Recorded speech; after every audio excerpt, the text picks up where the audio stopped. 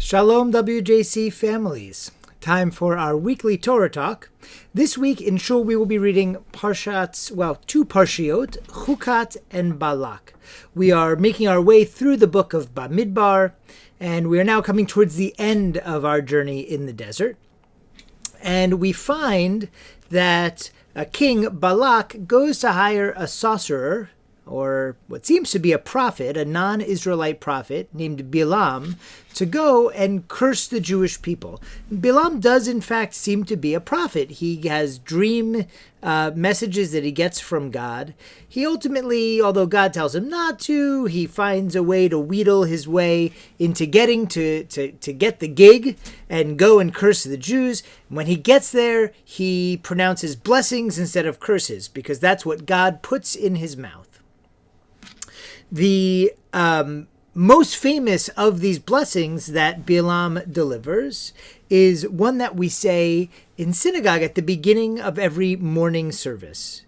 We say, Mah Tovu, Ohalecha Yaakov, Mishkanotecha Yisrael. How goodly are your tents, O Jacob, your dwelling places, Mishkanotecha, O Israel. Now, this is a poetic sort of a verse, and for most of us, it wouldn't really trouble us, but the rabbis really don't like repetition, and if they see it, they have to find a meaning for it. And so this verse troubles them. Why do you have to say, Mah Tovu, Ohalecha Yaakov, how goodly are your tents, O Jacob, Miskanotecha Yisrael, your dwelling place is Israel? What's the difference between Ohalecha, tents, and Mishkanotecha, dwelling places? What's the difference between Yaakov and Yisrael, who are in fact the same person? There's all kinds of interpretations of this. One, in order to understand it, we need to understand a little bit the meaning of each of the words. So ohel is a tent, literally a tent. So think of like a place you would live in, a very nice tent. Think of maybe like a Bedouin tent in the desert. A Mishkan is also a tent technically, but the tabernacle is a Mishkan, right? Some kind of ornate, big, established, complicated structure of wood and cloth, or wood and skins. That is a Mishkan, a bigger, more permanent thing. When we think about Yaakov, right? Yaakov is Jacob's given name, given to him because he's holding on to his twin Esau's heel when he's born second. Remember, these were the twins who were wrestling in the womb of Rebekah, and ultimately Esau is born first, but Yaakov's holding on. Very personal, very given birth name.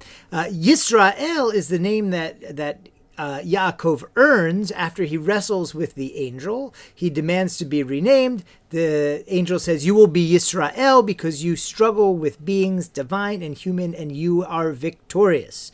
So some kind of more formal given name that indicates a special relationship with God. So now come back to our question. Why do we need both the tents of Jacob as well as the Mishkans of Yisrael? And of course, Yisrael becomes the namesake of the Jewish people, the Israelites, the Bnei Yisrael, the children of Israel. We don't generally say Bnei Yaakov. So we say this, as I mentioned, at the beginning of services, just as we are about to put on our talis on Shabbat, or our talis and tefillin if we wear them on weekdays. And so usually when we talk about Mah Tovu, Ohalecha Yaakov, how beautiful are your dwelling places, O Yaakov, your Mishkans, your Mishkanotecha Yisrael, we say that upon entering the synagogue, because the synagogue is the Mishkan, or the Ohel, in this case taking it, both together. The synagogue is the dwelling place of the people with God. It's where communal religion happens, just like the Mishkan was in the desert. That's usually how you would find. That's the normative explanation of the whole verse. Mah Tovu, Ohalecha Yaakov, Mishkanotecha Yisrael. But I want to posit that there's an even deeper meaning that is worth us considering. Because we say Mah Tovu not only when we're going to enter the synagogue, but just as we are about to put on our talis. And when we put on our talis, many of us anyway, there is a custom, and I brought a talis to demonstrate. We would hold it like this.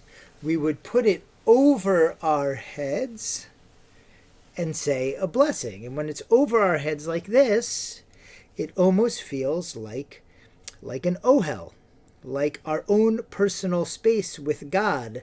Also a reason why many of us would put it, over our heads again when it's time to daven the Amidah. That we should daven the Amidah standing in our personal individual place with God. So now we have a little bit more of a robust meaning.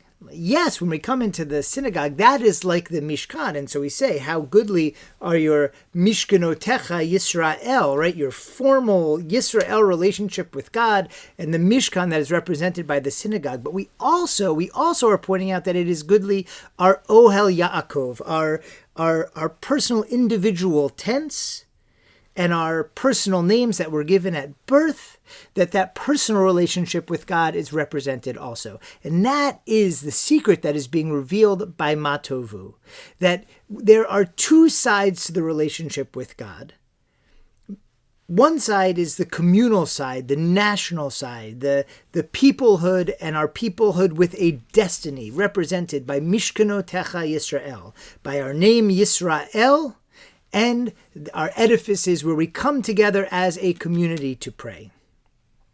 But there's also that sense of a personal relationship with God, that Ohalecha Yaakov, that special tent that I make and you make or have the opportunity to make when we put on our talis and we put it over our head. Suddenly each of us has our special Ohalecha Yaakov, our special personal space in which to connect with God. And it's the balance of those two things, our personal religious journey, our personal spiritual journey, as well as our communal and corporate, if you will, our peoplehood spiritual journey. It's when we make both of those part of our lives, when we embrace Ohalecha Yaakov and Miskanotecha Yisrael, that's when Mah Tovu, that's when how goodly is our spiritual journey.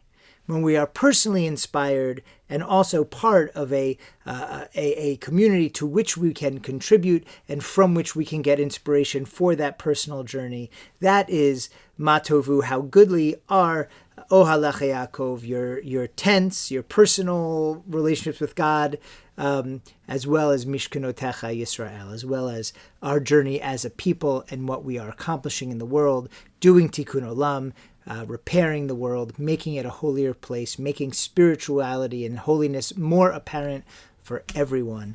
That is all of our corporate spiritual journey, and each of us has our individual place to play in it.